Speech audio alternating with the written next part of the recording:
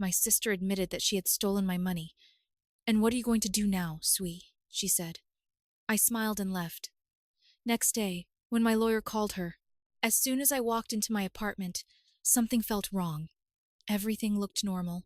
My furniture was in its place. My dishes were right where I left them, and my cat Luna came running up to me, meowing like crazy. I knelt down and scratched behind her ears, relieved that at least she seemed okay. Mandy was supposed to take care of her while I was away at work. That was the only reason she had my spare key. She didn't have to touch anything else, just feed Luna, clean out her litter box, and leave.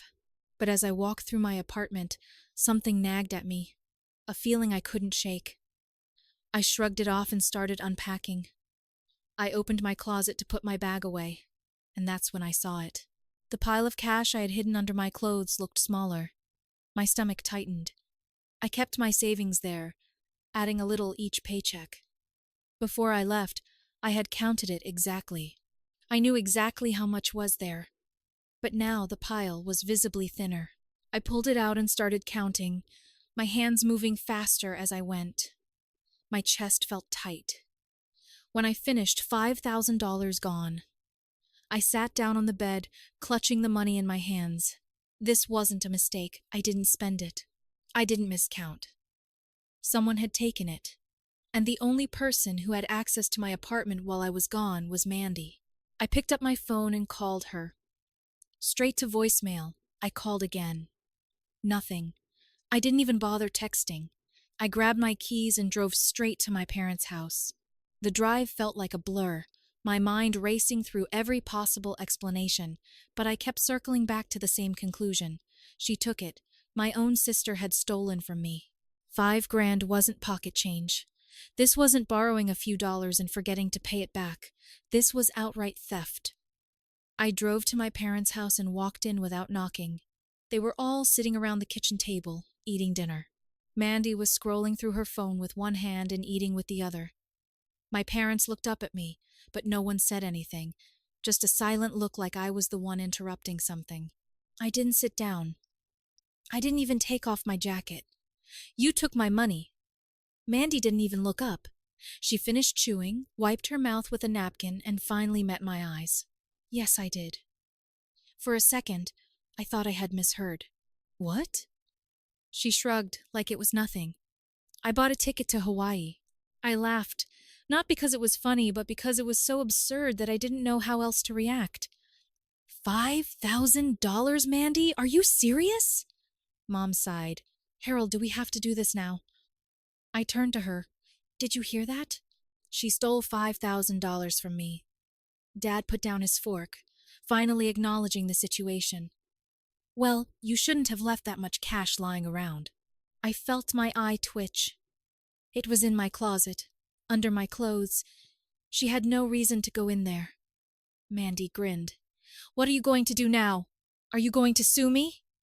She thought this was funny. She thought she could get away with it. I smiled. Not because I agreed with it, but because I already knew how this was going to end. I turned and walked out. I barely slept that night. Every time I closed my eyes, Mandy's smug face flashed in my mind, along with my dad's casual response. Well, you shouldn't have left so much money lying around, like it was my fault, like Mandy stealing $5,000 wasn't the real problem. By morning, I was tired of being angry. I wanted action. I called my lawyer Greg as soon as I got up. I explained everything, and he didn't even hesitate. I'll take care of it, he said. An hour later, I got a call from Mandy. I stared at my phone for a second, debating whether or not to answer, but curiosity won out. The second I picked it up, she started screaming. Are you serious, Harold? A lawyer! You're actually going through with this?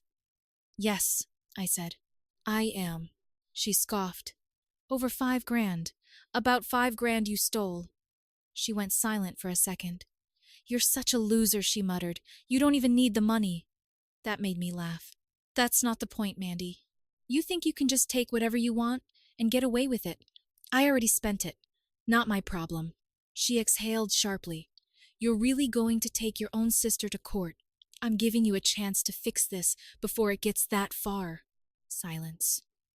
Then she hung up.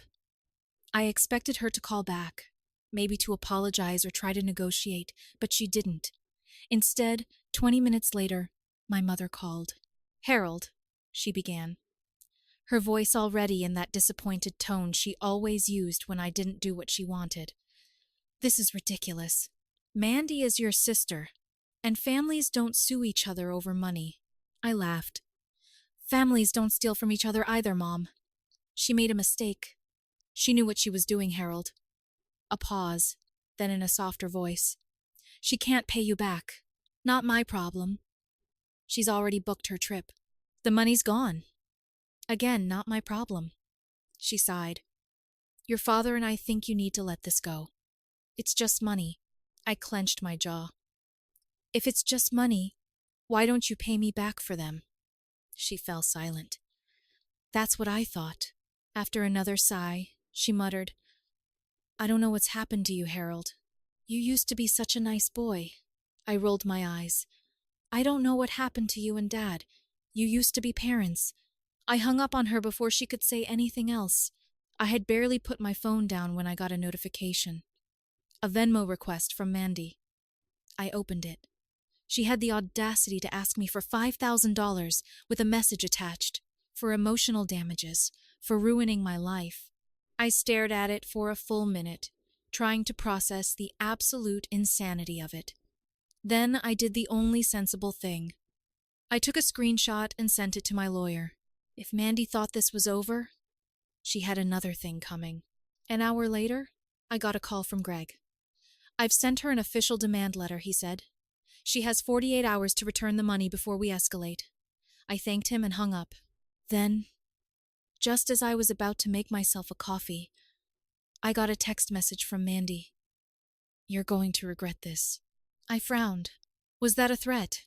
A warning? I didn't have time to find out, because 10 minutes later someone knocked on my door. I opened it, half expecting Mandy, but instead it was my father. I leaned against the door frame. "Didn't expect to see you?" He didn't even say hello. "You're off the case, Harold." I raised an eyebrow. "No, I'm not." He sighed. "Look, I know Mandy's screwed up, but she's your sister. You can't just throw family under the bus like that." I crossed my arms. "Funny, I thought the same thing when she stole my money." Dad clenched his jaw. "You're really going to take your own sister to court over this?" I stared at him. "Would you say the same thing if I stole from her?" He shifted uncomfortably but didn't answer. "That's what I thought." Then he tried another approach. "Mandy's life hasn't been easy, you know." I scoffed. "Oh, there you go." She struggled, he continued. "She needed a break, Harold. She wanted to take a trip and reset." I blinked. So her solution was to steal from me.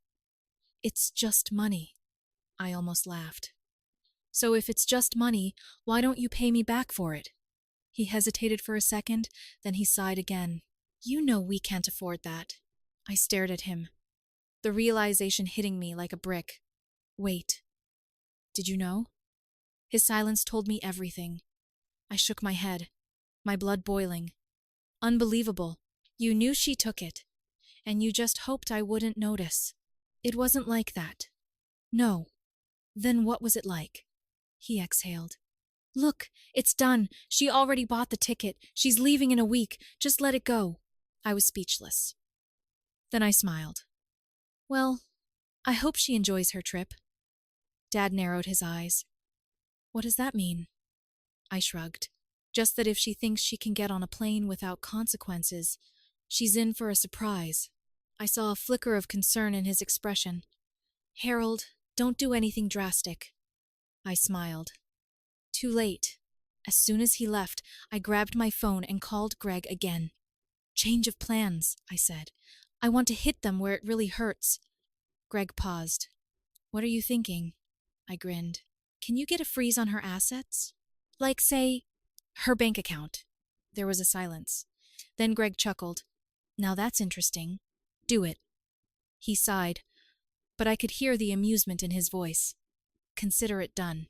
Mandy thought she was untouchable. She thought she could steal from me and go to Hawaii without consequences. She was about to learn the hard way that she was wrong. The next morning, I awoke to chaos.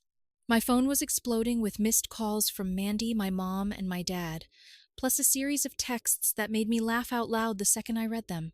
From Mandy, "What did you do?" From Mom, "Harold, this is getting out of hand. Call me right now." From Dad, "Fix this right now." I took my time getting out of bed, made myself some coffee, and enjoyed the quiet before calling Greg. "Morning," he said, already knowing why I was calling. "I take it you noticed." "Oh yeah," I said, sipping my coffee. "What exactly did you do?" Greg chuckled. "It was pretty simple. I filed for a temporary restraining order and labeled Mandy's use of the stolen money as fraud. Since she used it to make a big purchase, her plane ticket, it triggered an immediate review. Her bank accounts are temporarily frozen, and her credit card is flagged for suspicious activity. She's not going anywhere." I grinned. "That's nice." "Oh, and I added her parents to the lawsuit," Greg added. I almost choked on my coffee. "Wait, what?" "They admitted they knew about it and did nothing to stop her. Legally, that makes them an accessory to fraud." I sat back and processed that. "So, what happens now?" "Well," Greg said, "either they give you your money back, or this goes to court. And with their financial situation, I doubt they want to rack up legal fees." Before I could answer, my phone buzzed again. "Mandy." This time, I answered. As soon as she heard my voice, she exploded. "What the hell, Harold? I just got an email saying my flight was canceled. My bank account is frozen. I can't even buy a damn cup of coffee. Fix this."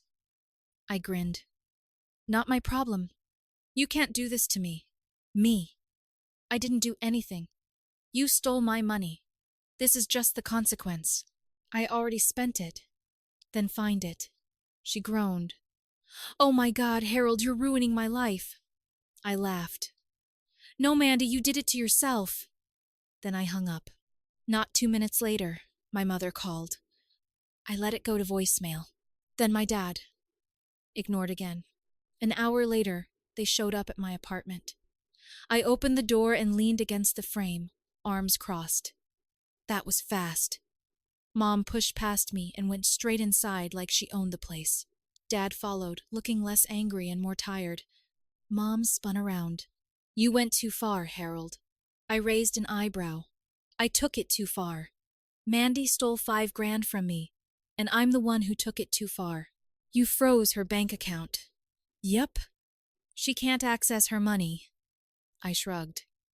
"She should have thought of that before she stole mine." Mom groaned. "Harold, listen. We'll find a way to pay you back, but drop the lawsuit now." I stared at her. "You'll pay me back?" "Yes," she said quickly. I crossed my arms. "How? You just said last night you couldn't afford it." She hesitated. That's what I thought. Dad finally spoke. "You're really willing to go to court over this?" I didn't even blink. "Absolutely," Mom exhaled sharply. "We don't have that kind of money, Harold." I shrugged. "Well, I guess I'll see you in court." Dad rubbed his face. "Be reasonable." "I'm being reasonable. You're the one trying to get away with fraud." Silence. Mandy didn't get on a plane. She wasn't sipping cocktails in Hawaii. And if they thought I was backing down, they were in for a rude awakening. I grabbed my phone and pulled up the email Greg had sent me. "Since you're here," I said, handing them my phone, "here's the official legal notice. You have 48 hours to return my money or this goes forward." Mom's face turned red. Dad just sighed. Mandy was about to find out she wasn't as untouchable as she thought. I expected them to storm out after I handed them the lawsuit. Maybe hurl some insults at me. Maybe slam the door. But instead my father did something unexpected. He sat down. Mom was still seething, grabbing my phone as if to throw it at me. "Harold, we're not doing this." I leaned against the counter and crossed my arms. "Then give me my money." She looked at me as if I had just asked her to rob a bank.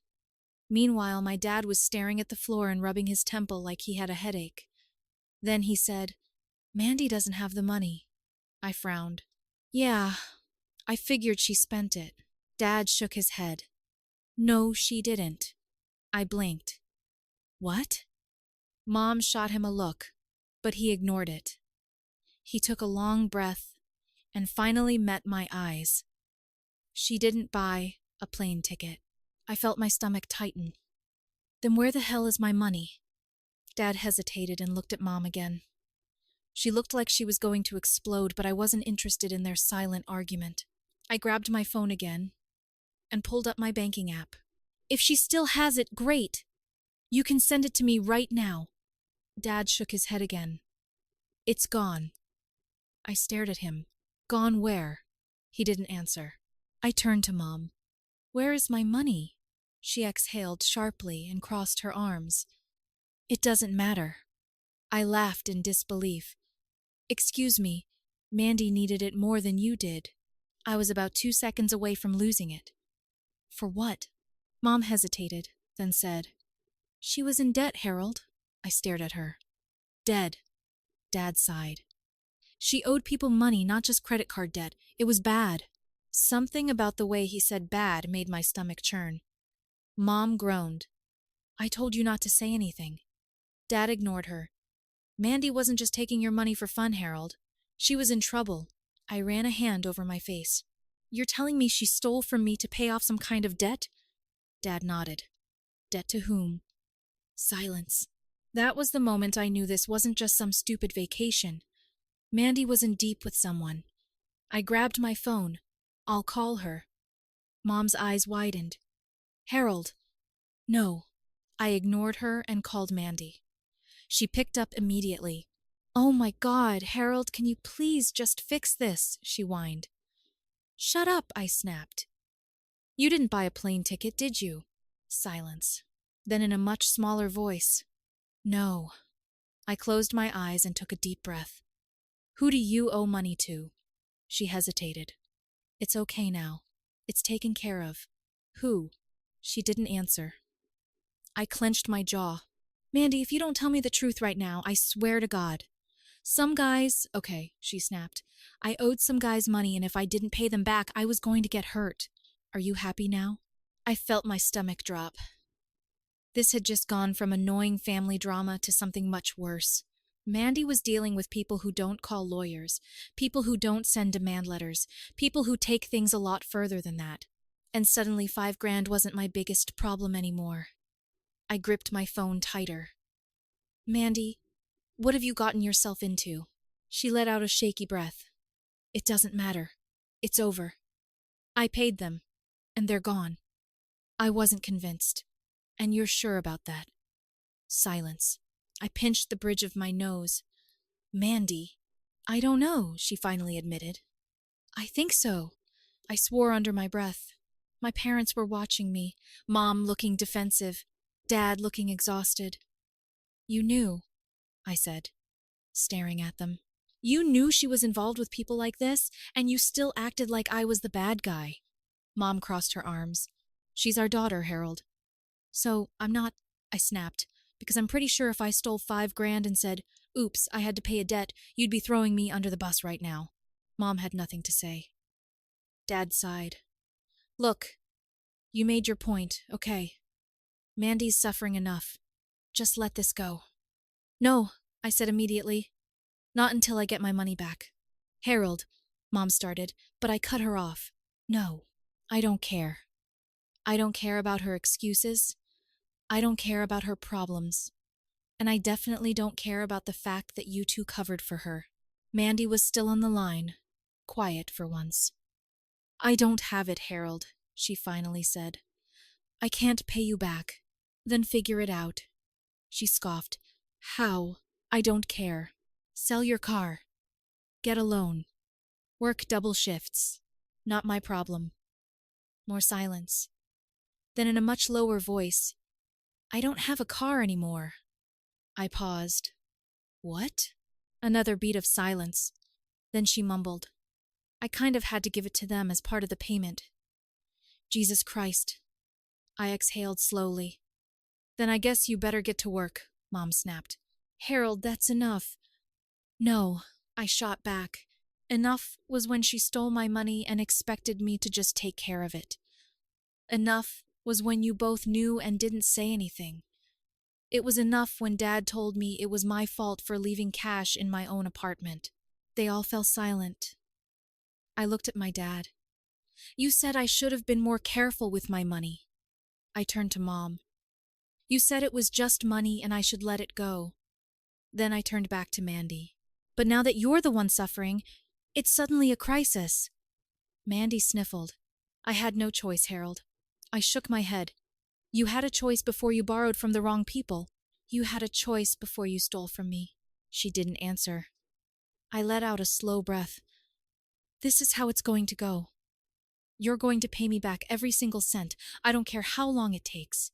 Until then, the lawsuit stands. Harold, Mom started, but I cut her off. And you two, I said, looking at them, can help her or not. I don't care, but I'm done being the family ATM. Mandy let out a bitter laugh. You're really not going to let this go? No, I'm not. Fine, she muttered. I'll figure it out. She hung up. I turned back to my parents. You can see yourselves out. They didn't argue. Mom gave me a look like I had somehow betrayed her, which almost made me laugh. Dad just sighed and walked out without another word. As soon as the door closed behind them, I sat down and rubbed my face. This whole thing was beyond crazy, but one thing was clear. Mandy had played with fire. She had lost her car, her money, and now she was about to lose a hell of a lot more. I wasn't going to be the one to clean up her mess anymore. She wanted to play stupid games. She finally won her stupid prize. It took 3 weeks, but I got every single cent back. Mandy had to borrow money from my parents, sell some of her stuff, and even get a second job. She complained the whole time, acting like I was the bad guy in all of this, but I didn't care. Every few days I got another payment, and the moment the last $5,000 hit my account, I sent Greg a message. Drop the lawsuit, it's done. And just like that, it was over. Or at least the money part was. Because suddenly my parents and Mandy started acting different. Mom started calling me more. Just to check in, asking how I was, how work was going. Dad, who barely spoke to me outside of holidays, suddenly wanted to have lunch. Even Mandy, who had spent weeks cursing my name, sent me a message. Hey, so we're still family, right? I didn't reply. I wasn't an idiot. I knew exactly what was going on. Now that they weren't in trouble, now that they weren't scrambling, they wanted things to go back to normal. They wanted to pretend that none of this had ever happened. But I wasn't interested. A month passed. I didn't call them. I didn't visit. Then one Sunday, my phone rang. It was Mom. I let it go to voicemail. An hour later, another call. Dad. Ignored. Then a text from Mandy. Mom's making a big dinner tonight. You should come. I stared at it for a long time before I typed back. I'm busy. I wasn't. I just didn't care anymore. They had made it very clear where I stood in this family. I was the responsible one. The one who didn't get in trouble. The one they could take from when it was convenient. But the second I stood up for myself, I was the bad guy. Well, I didn't play that game anymore. I got my money back. That was all I needed. The rest, they could keep it.